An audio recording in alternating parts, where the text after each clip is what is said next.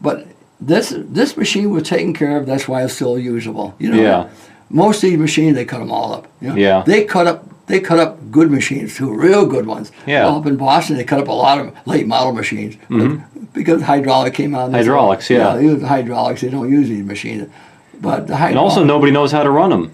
What's that? A lot of people don't know how to run these, so it could be a perfectly good machine. But yeah. Well, the hydraulics, anybody can run you can take a 10-year-old kid, he can run a hydraulic, right? Because the bucket, when you pick the bucket, it stops right there. If you swing around, take your hand off, stops right there. It stops. These here keep it on swinging, right? Yeah, it's got momentum, right? Yeah.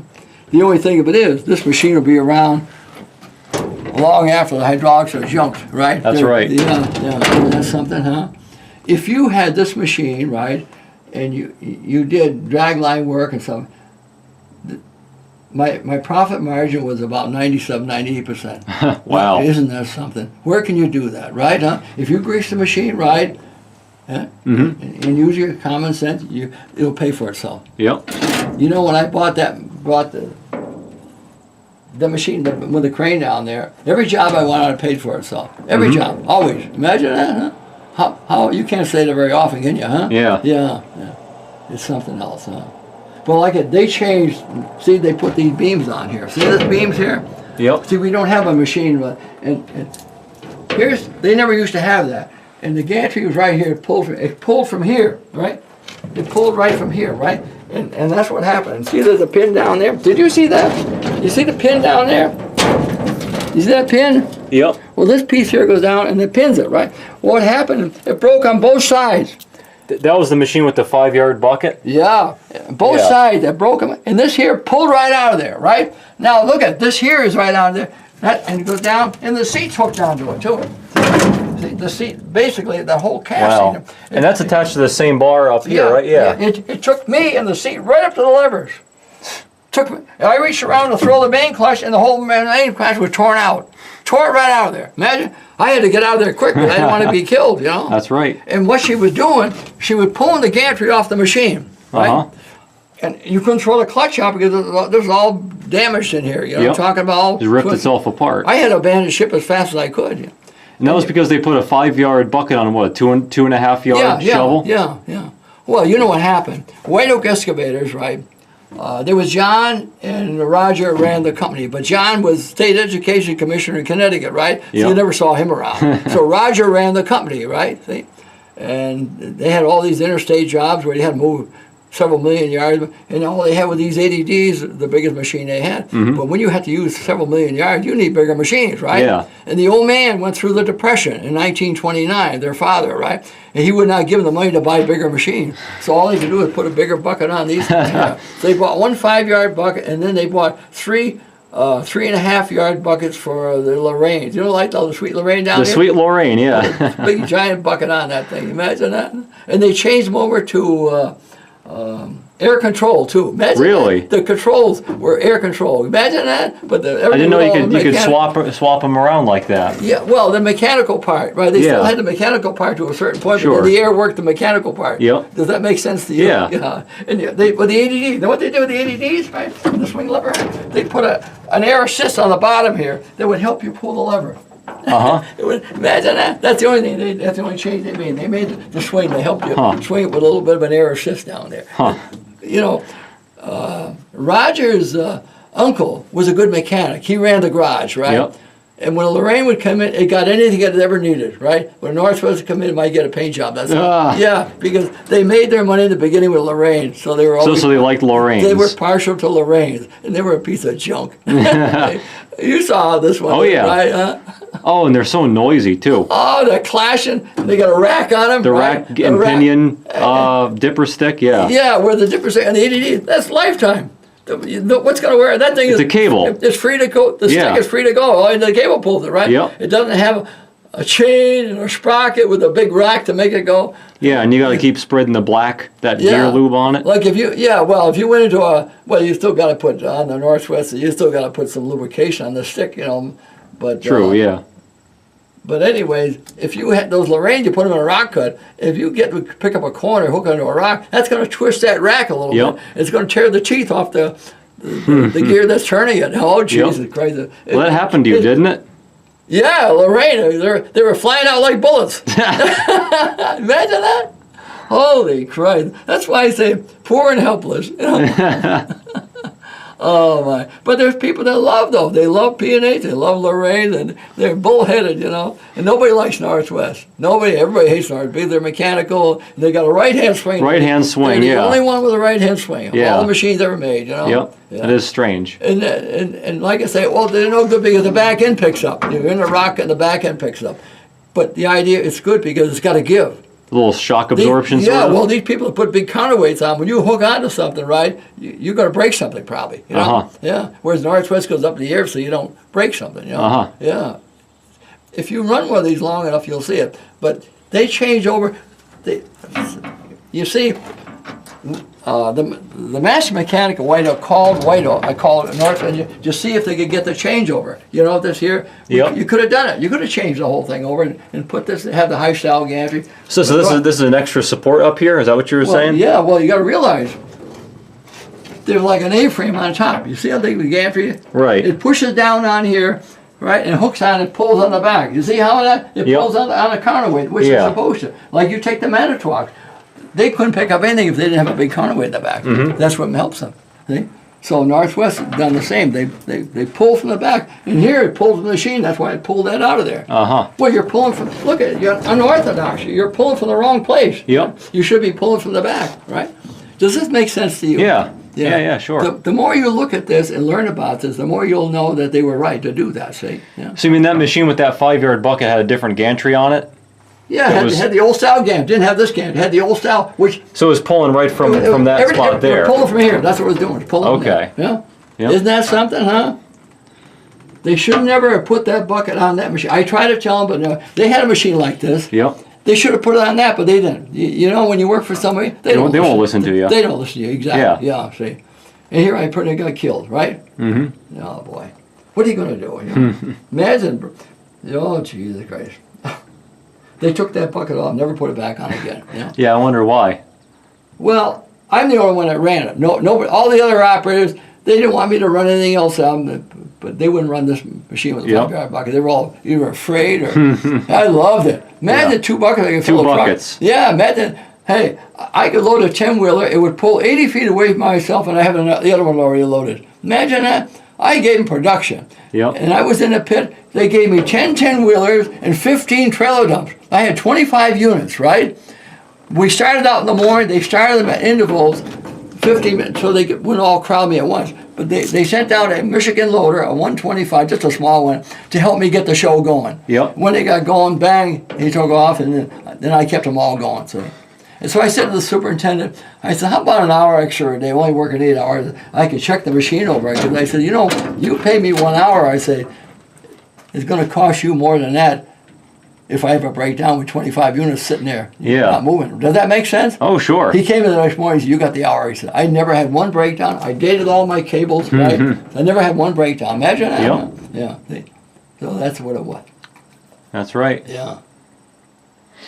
But there was a lot of jealousy down there. It was terrible. You know, they wouldn't even let me get into Manitowoc or anything like that. Really? Oh, they were jealous of me. I could dig circles around them. You know? Yeah, but this is what happens. You know that really. Oh, you know, boy. Yeah, it's really something. Yeah.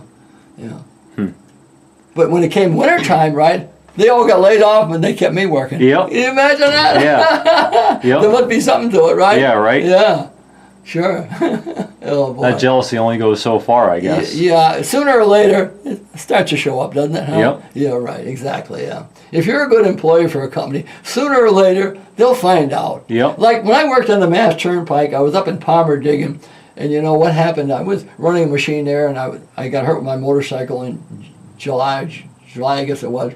And of course, I wasn't there to run, so they hired another guy, and I lost my job. But they bought another machine, and about a month and a half later, another ADD, and it was an old junk, and I ran that one, right? And I was in the hill digging, right? And it was hard digging. Oh, geez, but I kept going along, you know. And here they had a fairly new machine like this, but the operator was from Massachusetts, and since he was that local, he got the machine.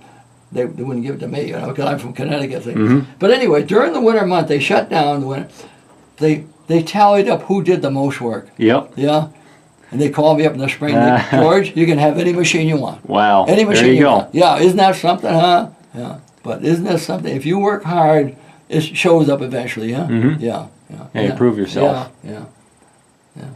Your girlfriend's gonna be late for supper with you, isn't she? Does she live with you? Is she? Yeah, she is. Yeah. Yeah. But, No, she's working today. Yeah. If you bought one of these machines, though, it would pay for itself. And I repin this too. You know that? Oh, this is the machine you repin the tracks on? I did 2 of them. I did that one down there. I did this one too. I did this down there. I did this all myself. Oh, that must have been Imagine awful job. Driving the pins out right. You slammed everyone out with a sledgehammer, right? Yeah. Well, you take the lock off and cut the lock there, and both sides, and you take a sledgehammer, right? Of course, what you do, the first thing you do, right, is you break the track, right, one place, then it flops down, right? You swing around that side, and you pick it up. You pick this here off the ground. You know, there was a hook on a tree. You understand? So you use the machine to pick up the... Yeah, if I can hook onto something. I can yep. pick that off sideways. Then you block it, right? So this is up in the air, right? This is off the ground, understand? Right. And I swing around the other side after I broke that one there, right? And I block that side. So the machine is up in the air, right? It's up in the air, right? See?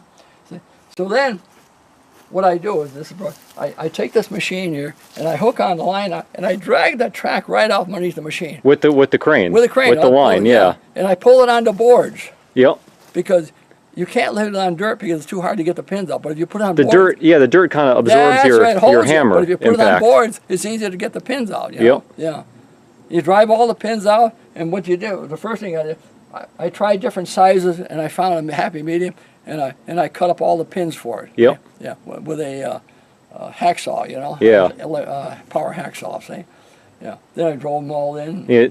Then you had to drill holes in all of them too for the lock pins, right? No. The lock pins, they're about that long. Yep.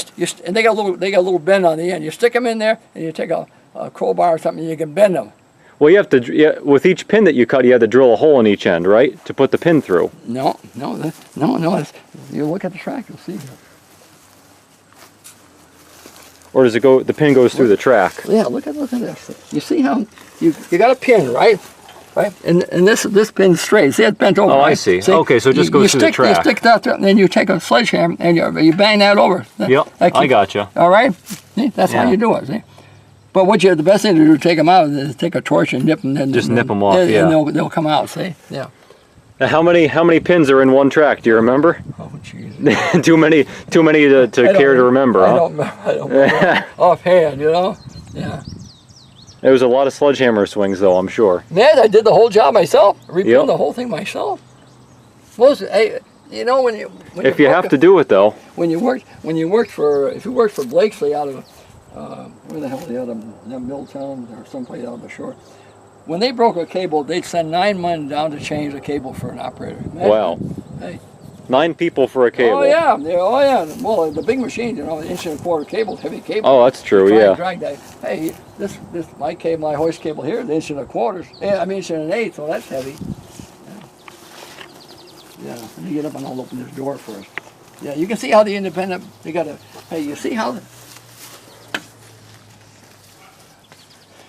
See this pin right here? Yep. If you took that off, there used to be a drum on there for the worm boom hoist. Okay. See, they do away with the drum, and so they just put that shiv there. Yeah, they put that shiv on. Yeah. Well, actually, it's back there. That's where there's a better. That's probably where the drum was. It wasn't here. The drum was back there. See? Okay. Yeah.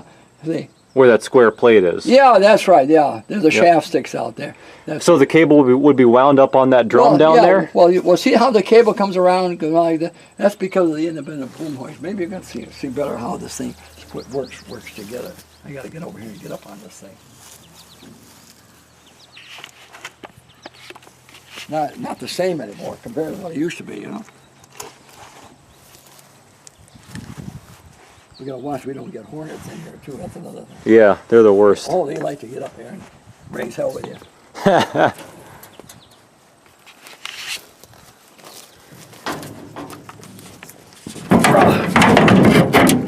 I'll open the door and I'll get in here. Hey, there's the box. Here's the box with all the shackles. Remember I told you? Okay. Yeah. See the shackles are in there? See them? All right. There's a whole bunch of them in there. So now you know. If you need a shackle, you know where they are. And you know, you pick this open, you get in there and get it, see? So these two brake bands here, what are those that's your for? independent boom hoist. Okay. It's a planetary, that's what it is. Oh, that's right. So one brake is one direction, the other brake is the other? Yeah. Well, yeah, you can. And it just locks certain part of the planetary? Is that how it works? You see how the boom cable for your winds up around this thing, see? And here's the dog. There's a dog over there, so it catches on here to lock it. See this here? Yep. See all the teeth on? There's a dog, though. And there's the little cable, but it's stuck right now, see? Yeah. Okay. And here's your left-hand clutch over here. You remember the left-hand lever? Right. Yeah. Mm-hmm. Yeah. But this is all expensive. This costs a lot of money for one of these machines. Do you know that White Oak, right? They wanted to buy this independent boom hoist off this machine. I said, no way. You got to take the drum shaft out. Yeah. No way. They were going to trade me the drum shaft for the 5-yard bucket. They knew I liked that bucket. You know? They knew I had machines. See? Yeah. Yeah. I opened this other door. You can see that. We'll get out there. You can see that. Get back down there. Yeah. You see the reflection right there.